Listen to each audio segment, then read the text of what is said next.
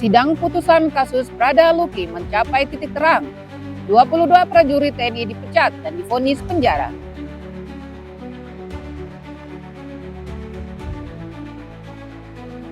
Perum Damri dan Jasa Raharja pastikan angkutan layak guna di Nusa Tenggara Timur.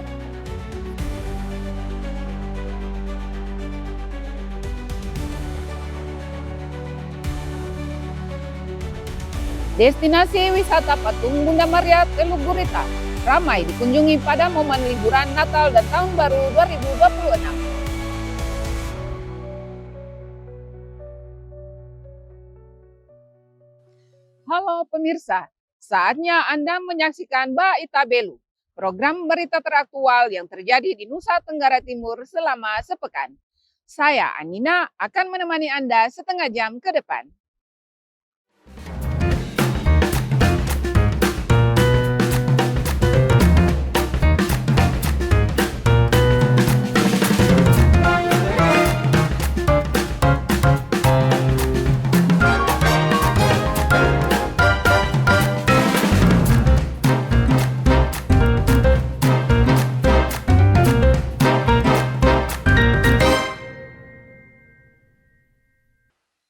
Sidang putusan kasus Prada Luki akhirnya mencapai titik terang.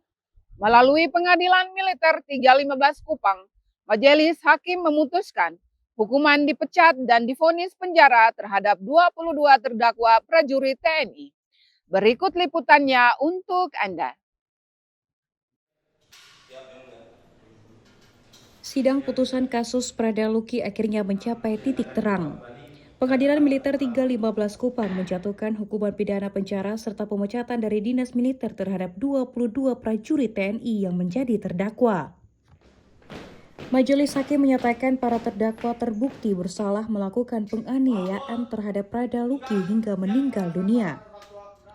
Selain itu, para terdakwa juga diberi ketentuan wajib membayar biaya restitusi mulai dari Rp32 juta dengan konsekuensi jika tidak dibayarkan maka diganti dengan tambahan hukuman penjara.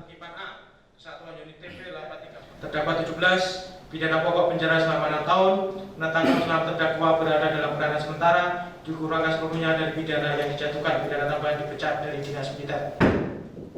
3. Membebankan kepada para terdakwa untuk membayar restitusi kepada keluarga almarhum Prada Luki Jabesa Putra Namo masing-masing sebesar Rp32 juta, Rp36.768,82 apabila para terdakwa tidak membayar dalam waktu 30 hari setelah putusan berkekuatan hukum tetap, maka auditor militer memerintahkan para terdakwa untuk melaksanakan pemberian restitusi paling lambat 14 hari sejak perintah tersebut diterima. Apabila dalam waktu yang ditentukan tidak dilaksanakan, maka auditor militer menyita harta kekayaan para terdakwa dan melelangnya untuk memenuhi restitusi. Dan apabila harta kekayaan para terdakwa tidak mencukupi untuk membayar restitusi, maka diganti dengan pidana kurungan selama 1 bulan dengan memperhitungkan restitusi yang telah dibayar secara proporsional. Suasana haru juga menyelimuti ruang persidangan. Ibunda Prada Luki Sepriada Birpe mengucapkan terima kasih kepada media juga Hakim Ketua yang telah mendengar tuntutan auditor militer dan memberikan hukuman yang diharapkan oleh keluarga. Tuntutan dari Bapak Auditor, Bapak Hakim telah mendengarnya. Itu isi hati dari kami keluarga. Kami mengucapkan syukur kepada Tuhan Yesus yang empunya hidup karena sudah memberikan keadilan yang sebesar-besarnya buat almarhum Luki. Terima kasih semuanya. Kami tidak dapat membalas kebaikan semuanya. Kami hanya mengirimkan doa terbaik. Kita kawal semua sampai proses pemecatan nanti. Hasil persidangan panjang telah usai, keadilan telah ditegakkan. Meski demikian, para terdakwa masih memiliki waktu untuk menyatakan sikap menerima atau mengajukan banding atas putusan tersebut. Dari Kupang, Salvi Moruk melaporkan untuk Timor TV.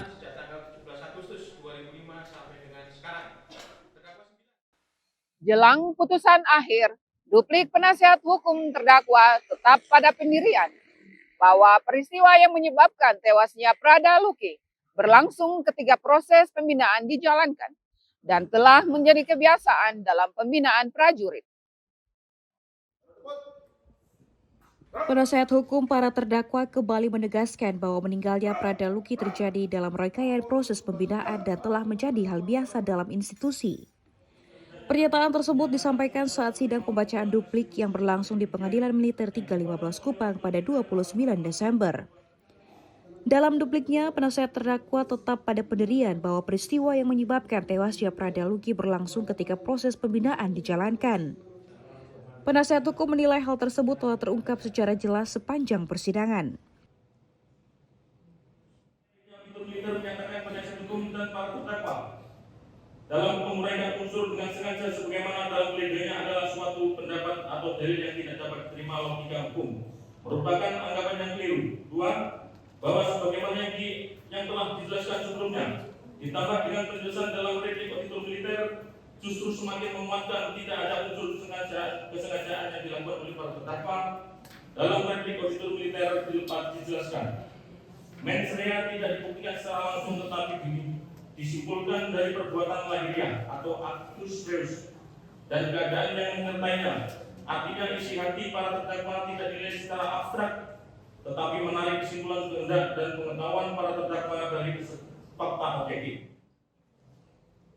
Sementara itu, Ibunda Prada Luki terus menyuarakan keadilan atas tewasnya Prada Luki melalui keputusan akhir yang akan ditentukan oleh majelis hakim. Ibunda Prada Luki juga menyoroti institusi TNI yang dalam kasus ini mendapatkan kecaman tegas juga kepercayaan dari masyarakat. Almarhum, kami semua memohon kepada Bapak Hakim agar benar-benar memakai hati nurani, memberikan keputusan yang adil. Kami berharap ke-22 terdakwa semuanya dipecat sesuai tuntutan dari Bapak Auditor dan diberikan hukuman yang maksimal sesuai perbuatan mereka. Karena untuk memulihkan kembali citra institusi di mata masyarakat, kami butuh keadilan. Dan kami berharap tanggal 31 nanti ada harapan baik yang akan kami dapatkan. Sidang duplik tersebut menjadi rangkaian akhir sebelum majelis hakim menjatuhkan putusan. Sidang putusan akhir akan digelar kembali pada tanggal 31 Desember mendatang. Dari Kupang, Salvi Moruk melaporkan untuk Timor TV.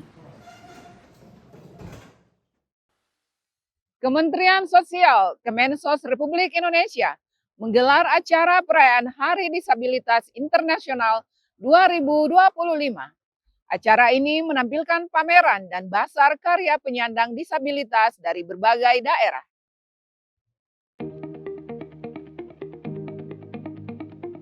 Kementerian Sosial mengadakan peringatan Hari Disabilitas Internasional HDI 2025 di Mall FX Sudirman. Kegiatan berlangsung selama 5 hari, mulai dari 3 hingga 7 Desember 2025. Kegiatan diwarnai penampilan istimewa dari para talent yang merupakan penyandang disabilitas. Acara yang digagas oleh penasihat DWP Kemensos, Fatma Saifullah Yusuf ini juga menampilkan fashion show dengan model dari 12 penyandang disabilitas. Selain itu, ada peragaan busana dengan 10 model putri Indonesia yang memperagakan rancangan para desainer terkemuka. APPMI, IFC, KAI, Dariku, IMFD, IPBM, kolaborasi lukis printing, dan batik Ciprat. Akan berkolaborasi lebih banyak lagi dengan para profesional, para desainer, para perajin-perajin yang ada di beberapa kabupaten kota desa di Indonesia. Banyak sekali mereka jadi usahawan, ada yang menjadi kuliner, ya rata-rata mereka memasak ya, gitu, membuat kue dan sebagainya. Istri Wakil Presiden Gibran Rakabuming, Selvi Gibran yang turut hadir juga bicara pentingnya pendampingan anak-anak disabilitas yang menurutnya memiliki bakat dalam diri. Selvi meminta para pendamping untuk terus memberi dukungan agar penyandang disabilitas tumbuh percaya diri. Setiap anak inilah yang kita harus tingkatkan, yang harus kita dorong, yang harus kita berikan semangat ke depannya agar anak-anak ini bisa tumbuh menjadi anak-anak yang percaya diri dan setara dengan anak-anak sebaya mereka. Sementara itu, Menteri Sosial Saifullah Yusuf juga akan menjamin perlindungan dan pemberdayaan teman-teman difabel. Ia mengemukakan Kementerian Sosial juga sedang berusaha agar instansi pemerintah dan swasta turut menyertakan penyandang disabilitas dalam rekrutmen pegawai, setidaknya 1% dari seluruh karyawan instansi pemerintah atau swasta.